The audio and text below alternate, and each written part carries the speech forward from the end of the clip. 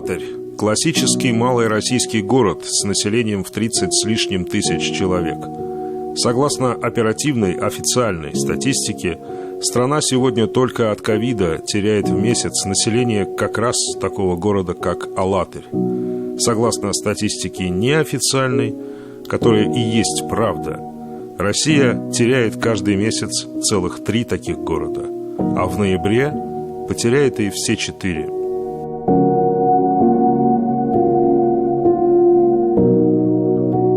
Этот город очень подходит нам для разговора на эту тему. Это очень показательный, малый российский город. Город с великолепным прошлым, но с очень туманным настоящим и уж тем более будущим. Мы с вами видим здесь вот эти прекрасные просто здания, памятники буквально истории и архитектуры в огромном количестве. И в огромном же количестве мы видим здесь всевозможные культовые религиозные сооружения. И вообще возникает ощущение такое, что этому городу будто больно физически, что этот город уже десятилетиями сам как будто лежит на больничной койке и молится. К сожалению, это не помогает. К сожалению, также нет никакого лекарства вот от этого всего запустения, а прививать культуру у нас как-то уж совсем не научились. И вот это, как мне кажется, очень показательный образ всей страны. Никто не смотрит на кладбище старых кораблей, выброшенных на мель навсегда, с надеждой. С еще меньшей надеждой теперь мы взираем на наше общество, безвольно плывущее по течению по воле волн. В ковидном госпитале Алатыря 135 таких выброшенных на мель. Волны с каждым днем приносят все больше и больше утопавших. Сейчас поток больных увеличился. Больные идут тяжелые. Мы уже устали работать, вы понимаете, мы уже 2-й год. Такой наплыв больных, медсестры, санитарки, доктора, все мы очень устали. Госпиталь, открытый на базе роддома, производит на свет теперь только дополнительные койки. Закрыты 5 из 9 отделений больницы. Спасибо за ковид, граждане. Здесь только 6-7% привитых. Вот, например, я с вакциной, я переживаю гораздо легче. Мне уже на 3-й день было легко. И я смотрю, как мучаются те, кто не вакцинирован. Они как беспомощные дети. Надо же думать о том, чтобы не навредить окружающим. Не только о себе. Я вообще удивляюсь, когда люди с высшим образованием говорят, не надо вакцинироваться. Что за пещерное мышление? Вот эта женщина одна из тех 9 привитых пациентов на весь госпиталь. У нее выписка скоро, но то у нее. Эти люди наши свидетели, они не дадут нам соврать, что в Алатыре сейчас слишком высокая избыточная смертность даже для худшего периода в истории страны со времен Великой Отечественной. Умирают от ковида, умирают от того, что обескровлена любая другая помощь. Неудивительно, что уже с 26 октября здесь, в Алатыре, стартовали нерабочие дни. Кинотеатры, музеи закрыты с 26 числа. Значит, просмотрим, закрыто, фиксируем, передвигаемся по маршруту дальше. Не работают ни кинотеатр, ни ДК, ни кафе, они только на вынос. Баня открылась и снова закрылась. Работают только магазины с продуктами и товарами первой необходимости. 15 мобильных групп ежедневно с проверками курсируют по городу.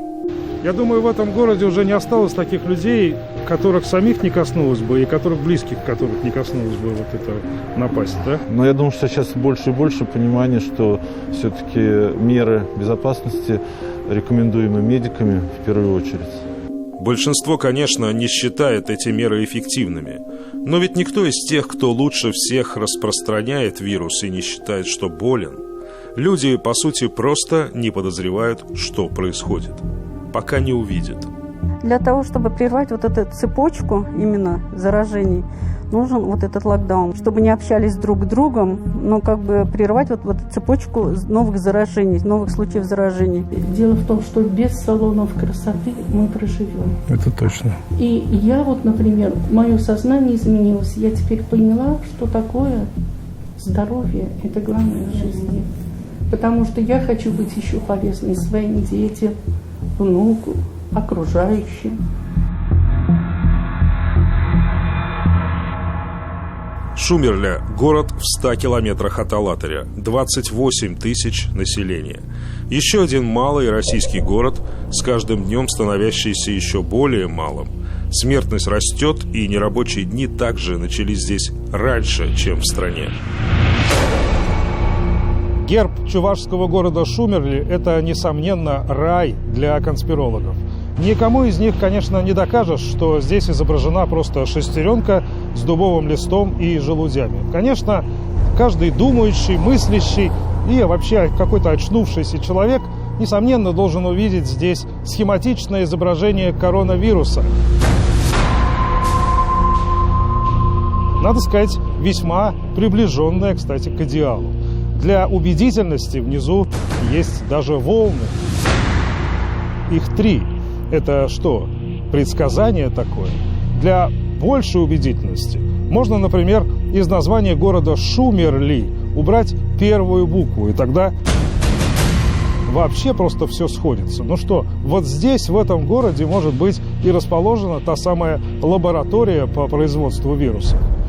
Ответ – да. Ответ утвердительный. И здесь тоже. Сегодня в каждом городе страны расположена лаборатория не по производству вирусов, конечно, а по производству новых штаммов этого вируса. Здравствуйте, администрация города Шумерля. Проверка режима. Строгость российских законов, как известно, смягчается необязательностью их исполнения, поэтому и здесь мобильные группы весьма мобильны. Уважаемые, подождите на секундочку, послушайте. Масочка, следите за масочкой, чтобы она у вас не слетала. Хорошо? Хорошо. Но почему она не так, как нужно надета? Не написано. Речь идет о ношении маски. Маска одета. Человек с ненаучным мышлением в России не считает, что с ним что-то не так. Более того, он говорит об этом с гордостью. Может быть, поэтому в стране такая жуткая смертность? Все должны соблюдать масочный режим. Так, секунду, давайте ознакомьте с рекомендацией. Там четко написано рекомендация. Почему я вас должен с чем-то знакомить, если это уже идет 1,5 года?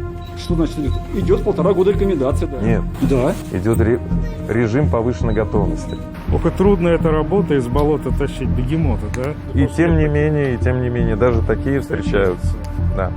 Я сам лично наблюдал, когда сталкивались, которые говорят: мы ни за что не оденем эту маску. И люди, которые говорят: в обязательном порядке. Да, происходят конфликты, да, происходит это, да. Ну вот как эти две собаки, черные и белые, да? Да. Такие примерно. Вот. Сталкиваются, но тем не менее, как-то более-менее народ начинает понимать необходимость. А меж тем работы тут теперь прибавится. Именно здесь нас и застает новость о том, что уже с 30 октября по всей Чувашии закрываются вообще все магазины, кроме продуктовых.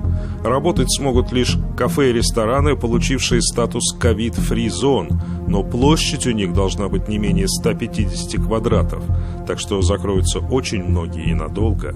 Закроются открытые пока зоомагазины и салоны сотовой связи, в которых ассортимент товаров первой необходимости в лучшем случае занимает 3% всего ассортимента.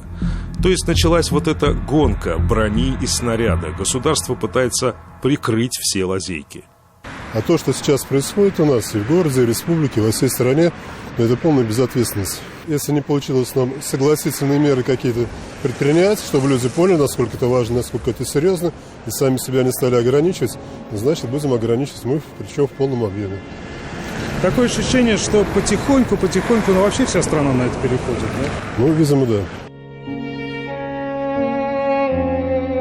Я впервые вижу свободные места. Свободные места. Потому что мы не в госпитале. Да, мы не в госпитале ковидном, да. Да, но несмотря на то, что у нас не ковидный госпиталь, все равно на нас очень большая нагрузка легла. В Шумерле нет ковидного госпиталя, но разве от этого легче медикам? Местный медицинский центр сечет осколками разрывающихся вдалеке снарядов, обескровленные ковидом. Закрывшие большую часть своих отделений регионы-соседи везут сюда своих неинфекционных больных. Инфаркты, инсульты, травмы, вся экстренная помощь 3 районов республики теперь вся здесь. Это ненормально. Это продолжается уже год, и дальше так жить нельзя. Ясно, как здесь встречают любые ограничения. Все это нужно в комплексе. Если мы все сейчас привьемся и будем соблюдать вот эти меры предосторожности и прервем вот эту цепь передачи вируса, то все-таки эффект от этого будет. Можно критиковать власти Чувашии или страны за полумеры, за излишне жесткие меры. Мера у каждого своя. Но кое-что важно все-таки понимать. Прививаясь и ограничивая контакты, мы не только разгружаем стационары, уменьшаем риск не получить своевременно любую медицинскую помощь, спасаем себя, своих близких и окружающих от тяжелых последствий болезни.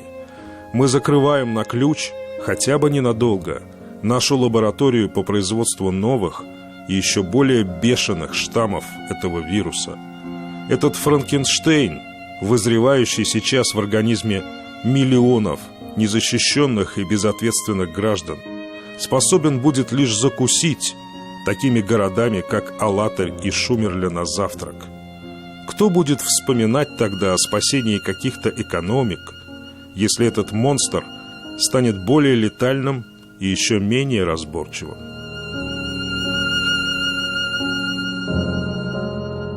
Ограничить контакты как угодно, любой ценой. Эта мысль еще невидима для многих, но уже, судя по всему, ясна тем, кто принимает решения. Михаил Любимов и Андрей Мохов. 7 дней.